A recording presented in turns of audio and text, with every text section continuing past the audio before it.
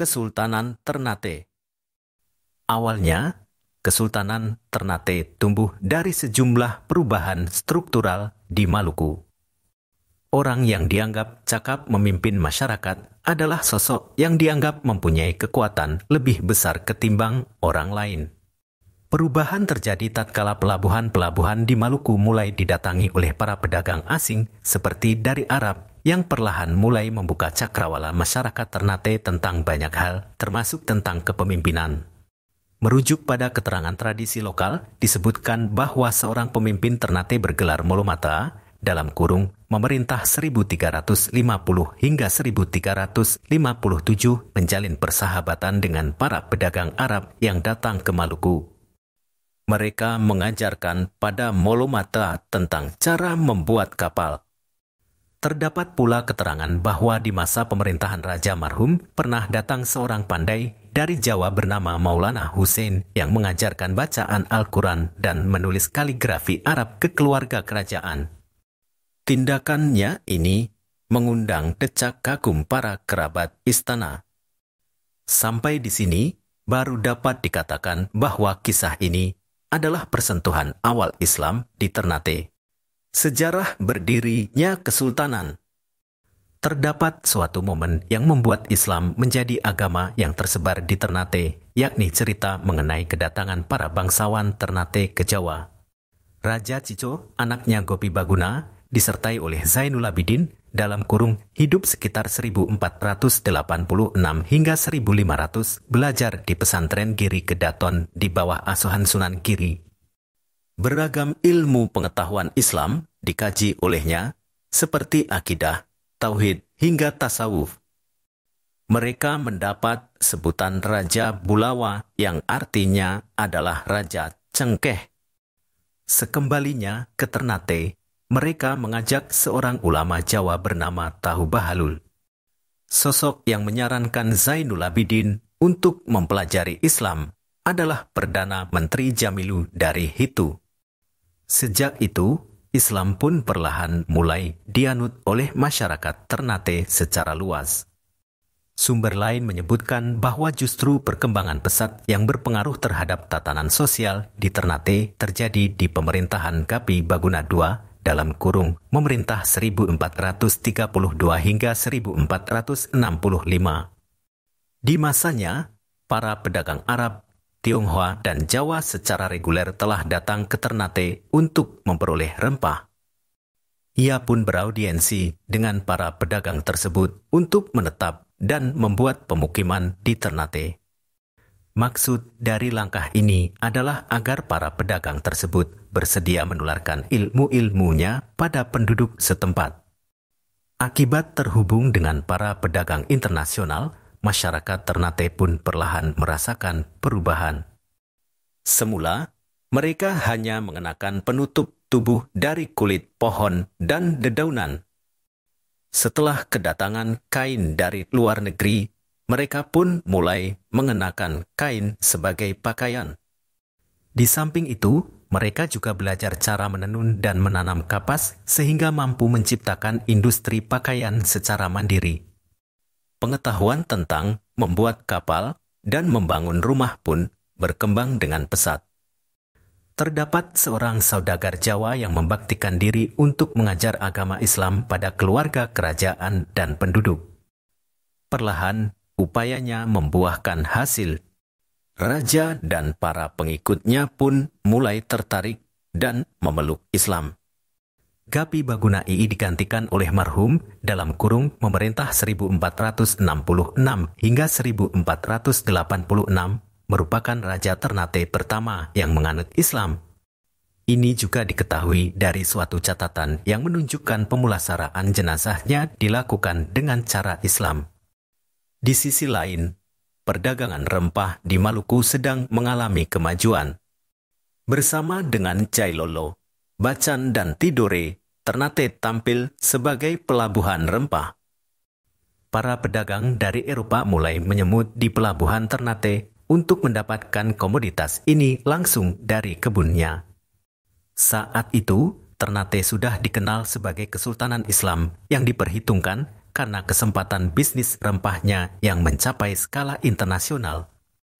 Di bawah kepemimpinan Sultan Hairun anak dari Sultan Zainal Abidin yang naik tahta pada 1535, Ternate mulai berpikir untuk memperluas wilayahnya.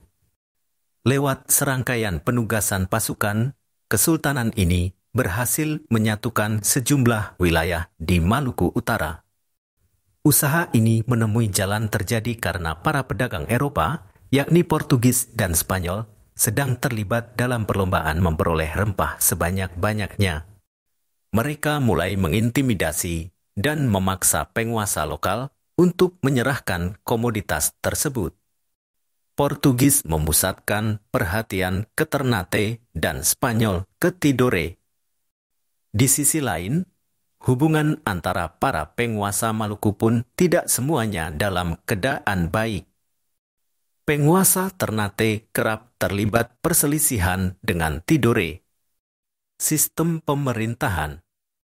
Sultan merupakan pemegang kekuasaan tertinggi di Ternate. Dalam menjalankan pemerintahannya, ia dibantu oleh dua dewan, yakni Dewan Eksekutif dan Dewan Legislatif. Dewan Eksekutif disebut Babato Mandopolo, yang terdiri atas pejabat yang bergelar Jogugu semacam Perdana Menteri yang merangkap pemimpin perang tertinggi berpangkat Majoru Perang. Kapita Perang semacam Menteri Pertahanan dan Keamanan. Kapita Lau Laksamana Angkatan Laut. Hukum Soasio semacam Menteri Dalam Negeri dan Hukum Sangaji Menteri Luar Negeri. Sedangkan Dewan Legislatif dikenal dengan istilah Bobato 18. Dewan ini beranggotakan para wakil dari 18 marga yang ada di Ternate yang dikenal dengan istilah Soa. Secara keseluruhan, terdapat marga yang direpresentasikan oleh 18 perwakilan tersebut. Setiap Soa dipimpin oleh kepala marga masing-masing.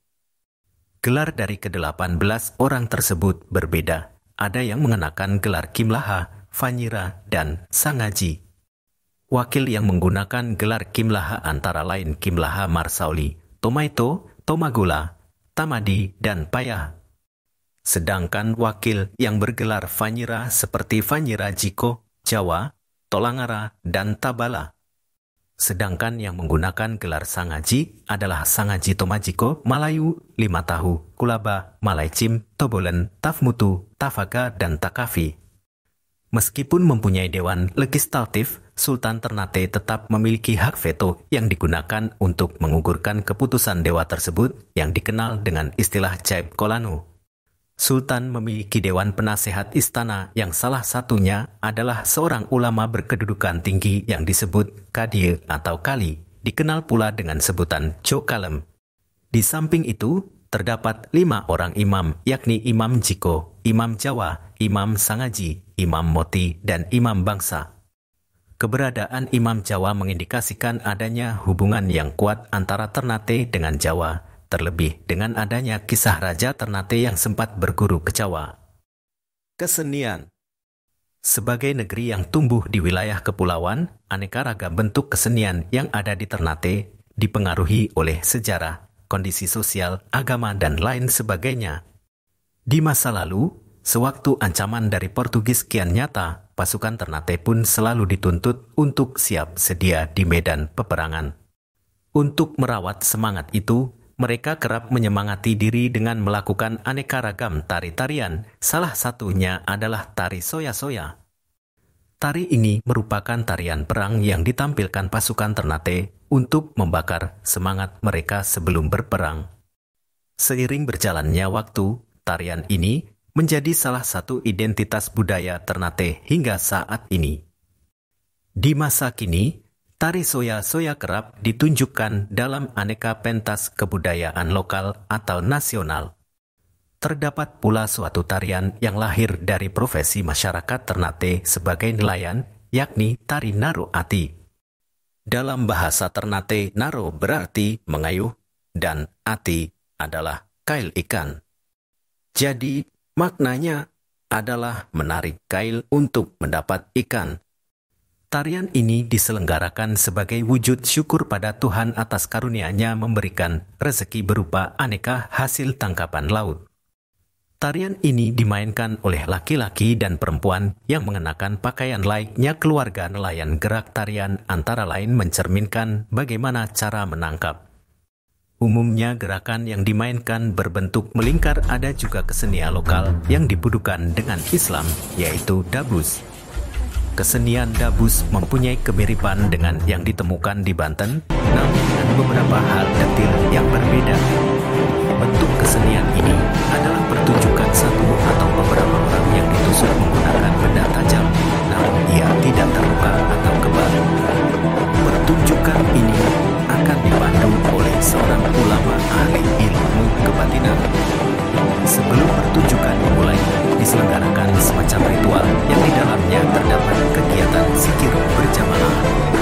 Sejarah berakhirnya Kesultanan. Setelah melewati sejumlah periode sulit sejak masa kolonialisme Belanda, pendudukan Jepang, hingga penyamaan persepsi untuk menerima NKRI, Ternate tetap eksis hingga hari ini. Sultan Ternate terakhir yang menjabat adalah Sultan Hidayatullah Shah, Sultan Ternate ke-49. Ia dikukuhkan pada Desember 2021 menggantikan ayahnya, Sultan Mudaffar Shah.